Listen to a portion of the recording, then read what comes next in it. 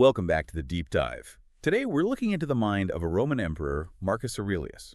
Yeah, specifically through his personal journal. Right. And our mission, really, is to get into his practice of Memento Mori, thinking about death, Mm-hmm.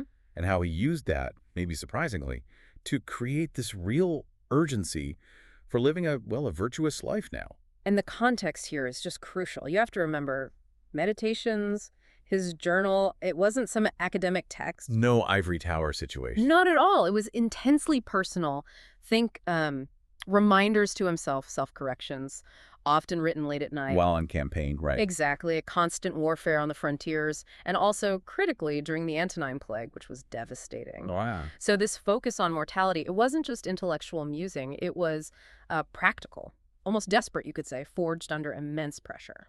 That context definitely makes his, you called it an obsession almost, with impermanence. It hits differently. It does. He keeps hammering this point. Soon you'll be just ashes or a skeleton. It's quite visceral. It is. And, what's really interesting is why he does it. It's not just to be morbid. Right. So what's the point? Well, one major point is equality. It's the great equalizer, death. How so? Think about it. All the status, the power, the wealth he had as emperor, death wipes it clean. He uses this really potent example. Which one? Alexander the Great, the world conqueror. Sure. He says Alexander and his mule driver in death, they are exactly the same. That's powerful. It just strips everything away. Rank, reputation, all gone. Precisely. And that leads to another point. Which is? The vanity of fame. Why chase after being remembered forever? Because even if you are, it doesn't last. Exactly. He calls even long-lasting fame a wholly empty thing. Eventually, it's buried in oblivion. So if you really take that on board, worrying about what people think of you now, it seems kind of pointless. It loses its sting, doesn't it? And that's the practical pivot, the so what of Memento Mori. Okay, so it's not about being down or pessimistic. Not at all. It's a tool, a really practical one, to cut through the arrogance, the ego. Yeah, focus on what? On action, immediate action, on what truly matters. And he had this technique for it, what we'd probably call the objectivity technique. Objectivity technique. Tell me more about that. How does that work here? Well, it's about looking at things, even yourself, without the usual emotional baggage or social labels. Yeah. Just seeing the raw components. Okay. Like how? So to cultivate humility, to kind of distance himself from vanity about his own body, he'd describe it very objectively. How objectively? Shockingly so sometimes. He refers to the body, I think, as like mucus yesterday, tomorrow ashes, or pickled carrion. Whoa. That is it. Why so brutal? Isn't that kind of counterproductive if you want peace of mind? It seems like it, but there's a clear purpose. That brutality strips away the ego's power. How?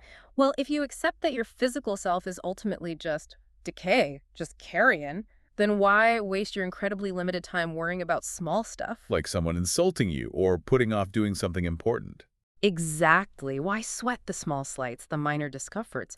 Why put off virtuous action until tomorrow when tomorrow isn't guaranteed and your body is just this temporary vessel? It frees you from those minor concerns. Ah, I see. So that objective, almost brutal self-assessment, it leads directly to urgency, pure focus urgency, with a capital U almost. That finite time is the real motivator then. It's his core call to action. He literally says, order not your life as though you had 10,000 years to live. Because you don't. No, fate hangs over you. So his instruction is crystal clear. While you live, while yet you may, be good. Don't wait. Do it now. Right now. Because the present moment, he says, that's all we truly possess.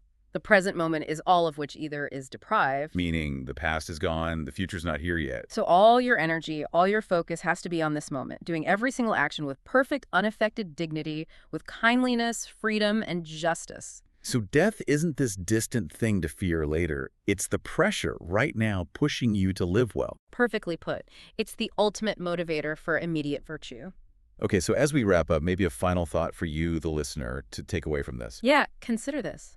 Marcus Aurelius suggested life should be like a wrestler's, not a dancer's. Oh, wrestler. How so? Always ready, poised, ready to stand firm against sudden, unexpected challenges, not just flowing gracefully like a dancer. Okay.